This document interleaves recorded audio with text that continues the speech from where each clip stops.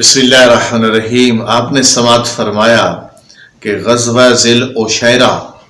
نبی صلی اللہ علیہ وسلم گئے تھے اور قافلہ ابو سفیان کی قیادت میں بچ کے نکل گیا تھا شام کی طرف۔ آپ واپس تشریف لائے ہیں۔ اس دوران آپ کو اطلاع ملی ہے ایک قافلے کی، اور آپ حضرت عبداللہ بن جہش کی قیادت میں ایک سریہ تیار فرماتے ہیں۔ تو یہ سریہ جو ہے یہ حضرت عبداللہ بن جہش کی قیادت میں ہے، 12 افراد پر مشتمل ہے۔ آپ ایک تحریر ان کو لکھ کر دیتے ہیں کہ یہ 2 دن سفر کے بعد آپ لوگوں نے یہ تحریر کھولنی ہے اور اس کو پڑھنا ہے۔ 2 دن کے سفر کے بعد جب وہ تحریر کھولی گئی تو اس میں لکھا تھا کہ اے عبداللہ بن جہش، تم وادی نخلا جانا جو طائف اور مکہ کے درمیان میں ہے، اور وہاں پر قریش کا ایک قافلہ ہے، یہ رجب کا مہینہ ہے، 2 ہجری ہے، تو وہاں تم پہنچنا اور اس کے تعاقب میں اور اس کی خبر تم نے لینی ہے اس قافلے کی، اور اس پر کوشش کرنی ہے کہ حملہ ہو۔ اور لیکن یہ آپ صلی اللہ علیہ وسلم اس کو خط میں لکھتے ہیں۔ اب عبداللہ بن جہش اپنے ساتھیوں سے کہتے ہیں کہ میں تو جاؤں گا،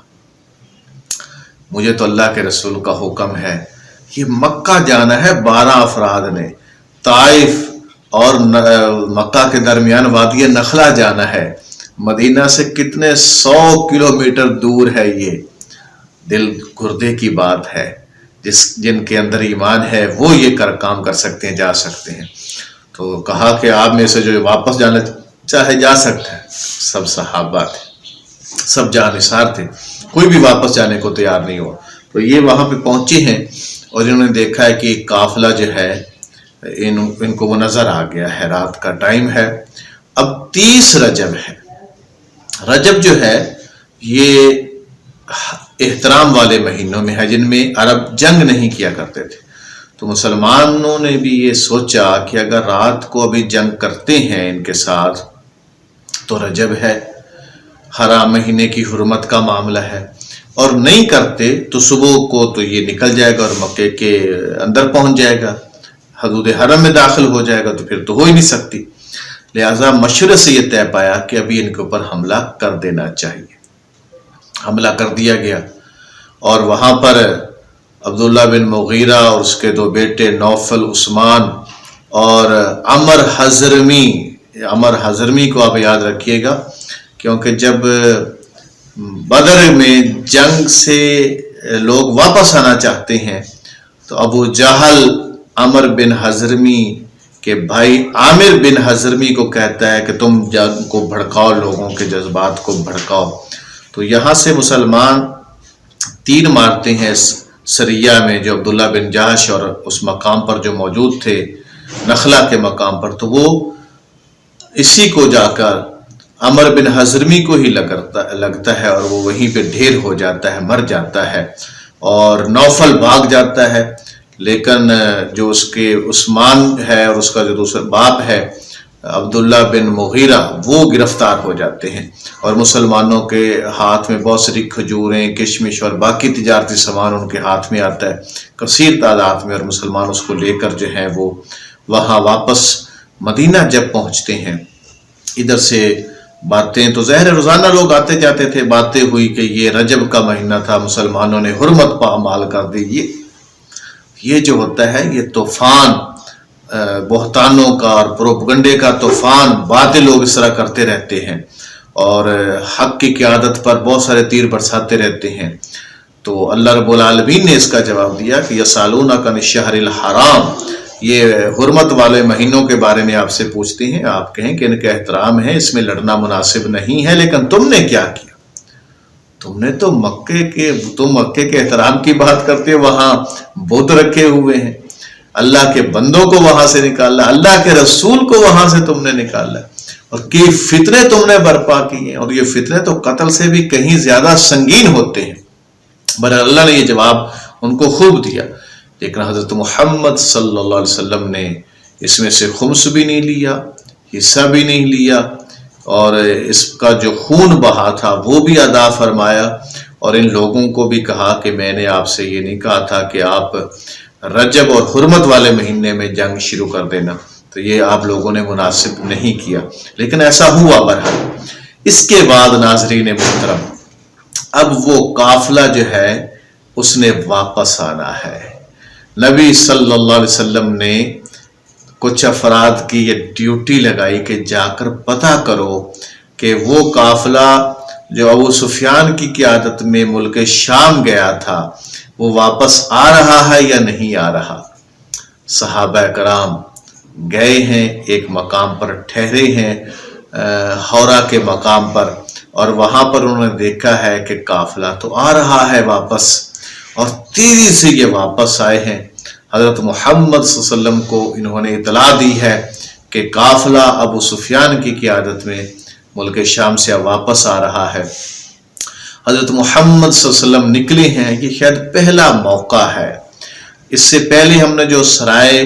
اور جو غزوات کی بات ہوئی ہے اس میں سارے ہی مہاجرین ہوا کرتے تھے۔ اب یہ پہلا موقع ہے کہ انصار بھی نکل رہے ہیں، اور 313 کی تعداد میں یہ مسلمان نکل رہے ہیں ایک تجارتی قافلے کے اوپر حملہ کرنے کے لیے کہ وہاں سے بہت سارا سامان ہم سب کو میسر آئے گا۔ اعلان عام نہیں ہے، جو جانا چاہتا ہے جائے، جو نہیں جانا چاہتا وہ نہ جائے۔ بہت سارے لوگوں نے سمجھا کہ جس طرح پہلے بھی آپ 4 غزوات میں 4 مہمات میں آپ خود جا چکے ہیں اور 3 میں مسلمان جا چکے ہیں، تو سوائے یہ جو نخلا کا واقعہ سے اس کے علاوہ باقی کہیں بھی کچھ نہیں ہوا تھا، تو یہاں بھی شاید کچھ نہیں ہوگا۔ تو کچھ لوگ نہ بھی گئے، صحابہ جو مہاجر تھے وہ بھی بعض نہیں گئے، اور بہت سارے انصار بھی نہیں گئے ساتھ۔ تو یہ 313 افراد جو ہیں یہ اب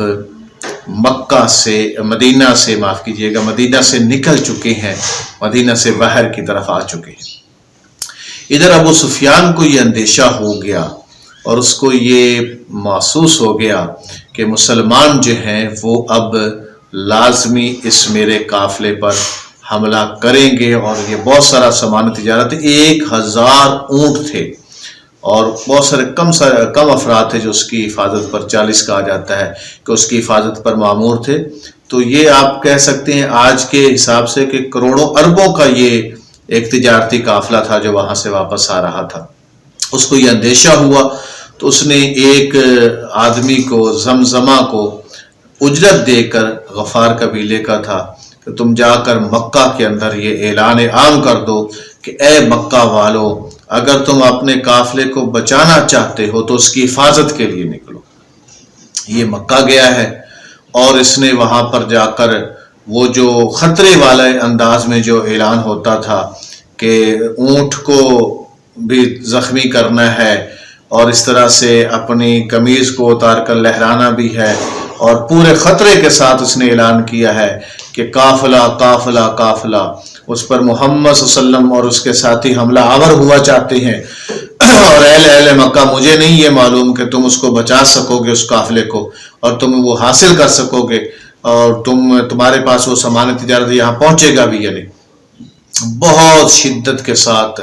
ایک پریشانی کا عالم مکہ کے اندر ہو چکا ہے، چونکہ سب لوگوں کا اس کے اندر مال تھا، سب لوگوں کو اس کے اندر پیسہ تھا، سب کی انویسٹمنٹ تھی، تو سارے ہی لوگ، مکہ کے سارے ہی لوگ جو ہیں وہ اس کی حفاظت کے لیے 1300 کی تعداد میں نکلے ہیں، بہت سامان جنگ کے ساتھ نکلے ہیں، اور تمام سردار کوئی اگر نہیں جا سکتا تھا تو اس نے کم از کم کسی اجرت پر کسی کو بھیج دیا کہ تم میری جگہ پر چلے جاؤ۔ تو یہ 1300 کا قافلہ یہاں سے نکل پڑا ہے، حضرت محمد صلی اللہ علیہ وسلم کا قافلہ بھی یہاں سے نکل پڑا ہے۔ جوہینہ کے قریب دائیں بائیں وہاں پر وہی مجدی جو تھا قبیلہ جوہینہ کا، وہ ابو سفیان کو ملا، اور ابو سفیان نے اس سے پوچھا کہ کوئی قافلہ تو آپ نے نہیں دیکھا؟ اس نے کہا قافلہ تو نہیں دیکھا، البتہ 2 افراد کو وہاں سے پانی بھرتے ہوئے میں نے دیکھا ہے کہ وہ پانی بھر رہے تھے۔ ابو سفیان وہاں گیا ہے، اس نے دیکھا ان کی مینگنیاں جو اونٹوں کی جو مینگنیاں تھی، ان کا گوبر کہیں مینگنیاں کہیں، اس کا اس نے معائنہ کیا، سمجھدار آدمی تھا، وہ معائنہ کیا تو اس کے اندر کھجوروں کی گٹھلیاں نکلی۔ تو اس نے کہا کہ اچھا، یہ جو آدمی جنہوں نے یہاں سے پانی بھرا ہے لشکر کے لیے، یہ تو مدینے کے ہی پانی پلانے والے ہیں، یہ مدینے کے لوگ ہی ہیں، چونکہ یہ چارہ تو مدینے کا ہے، وہاں پہ اونٹوں کو کھجوریں کھلائی جاتی ہیں، اور اونٹوں نے وہاں پہ کھجوریں کھائیں، اور ان کی یہ مینگنوں میں ان کی کھجوریں نکلی ہیں، تو اس کو اندیش ہوگی۔ اس نے لہٰذا وہ جو عام سفر تھا، جو یہاں سے اب بدر کی طرف جانا تھا اس نے، لیکن اس نے بدر سے راستہ بدل لیا ہے قافلے کا، اور ساحل سمندر کی طرف اس نے قافلے کا راستہ کر لیا ہے اور بہت دور نکل گیا ہے۔ اور اس نے اب ایک آدمی کو بھی بھیج دیا ہے واپس اہل مکہ کے لشکر کی طرف، اور ان سے کہا ہے کہ میں محمد صلی اللہ علیہ وسلم کے حملے سے اب بچ گیا ہوں۔ اس نے کہا کہ میں بچ گیا ہوں۔ اب وہاں پر جب یہ معاملہ پہنچا ہے تو وہاں پر لوگوں کے درمیان جب معاملہ آیا کہ لشکر تو ہمارا سامان تجارت تو بچ نکلا، کوئی بڑا مقصد تو ان لوگوں کو تھا ہی نہیں، یہ تو پیٹ کے بندے تھے، یہ تو سیم و زر کے بندے تھے، یہ کون سا بڑا مقصد کے لیے نکلے تھے؟ بڑا مقصد کے لیے جو قافلہ نکلا تھا، جو انسانیت کے لیے نکلا تھا، جو عدل کے لیے نکلا تھا، جو امن کے لیے نکلا تھا، انسانیت کو کچھ دینے کے لیے نکلا تھا، وہ تو یہ مدینے کا قافلہ تھا۔ اس نے بھیجا، لیکن ابو جہل نے کہا نہیں بھائی نہیں، ہم واپس نہیں جائیں گے، ہم تو اب بدر کے مقام تک لازمی جائیں گے، وہاں 3 دن رہیں گے اور وہاں پر ہم محفل جمائیں گے اور وہاں پر ہم دعوتیں اڑائیں گے اور وہاں پر ہم جو ہے وہ یہ جو گانا گانے والی ہیں اور شراب اور یہ سب ہم وہاں پر کریں گے، اور پورے عرب میں اپنی دھاک بٹھا کر آئیں گے کہ آئندہ کوئی جرأت نہ کر سکے۔ لیکن اخنس جو تھا وہ سمجھدار تھا، بنو زہرا کے 300 افراد کو لے کر وہ واپس آ گیا۔ اس نے کہا نہیں، اب جنگ کی ضرورت ہی نہیں رہی، جب تو ہم کیوں جائیں۔ تو یہ 300 افراد جب واپس آئے تو 1300 کی جگہ پہ اب 1000 کا لشکر جو ہے وہ باقی رہ چکا ہے، اور یہ اب بدر کی طرف بڑھ رہا ہے۔ ادھر مسلمانوں کا لشکر بھی بدر کی طرف بڑھ رہا ہے، اور ادھر مسلمانوں کو یہ خبر بھی مل چکی ہے کہ وہ جو تجارتی قافلہ تھا وہ تو بچ کر نکل چکا ہے، اب تو جو مکہ سے ایک لشکر آ رہا ہے وہ آ رہا ہے۔ تو مسلمانوں کے اندر بھی جو تھی زہر انسان تھے، اور رب العالمین میں تو کسی کے بارے میں کوئی رائے نہیں دے سکوں گا نا، جب میرا رب کسی کے بارے میں جو رائے دیتا ہے کہ بہت سارے لوگ اس میں تھے جن کی خواہش یہ تھی کہ وہی تجارتی قافلے سے ہی ہماری مٹ بھیڑ ہو، اسی تجارتی قافلے کے اوپر ہی ہم جائیں اور وہاں سے سامان تجارت جو ہے وہی حاصل کریں، بہت سارا مال غنیمت وہاں سے ہم کو ملے گا۔ اور جب یہ پتہ چلا کہ نہیں، اب تو تصادم ہے، اب تو لڑائی ہے، اب تو جنگ ہے، تو بہت سارے لوگ اس حوالے سے پریشان بھی تھے، دل کے اندر یہ محسوس بھی کرتے تھے کہ یہ کوئی اچھا تو نہیں ہو رہا۔ یہ تبصرہ اللہ رب العالمین کی ذات نے کیا ہے، لیکن اللہ اب حق کو حق اور باطل کو باطل ثابت کرے گا۔ ادھر 313 ہے، ادھر 1000 کا لشکر ہے، ساز و سامان بھی بہت زیادہ ہے ان کے پاس۔ اب یہ بدر کے قریب دونوں قافلے آ رہے ہیں۔ اس کے بعد ناظرین محترم اہم معاملات ہونے والے ہیں، اور کیا معاملات ہوئے ہیں، تصادم کس طرح سے ہوا ہے، جنگ کا نقشہ کیا بنتا ہے، جنگ سے پہلے تیاری اور معاملات کیا ہیں، انشاءاللہ اگلی نشست میں۔ بہت شکریہ۔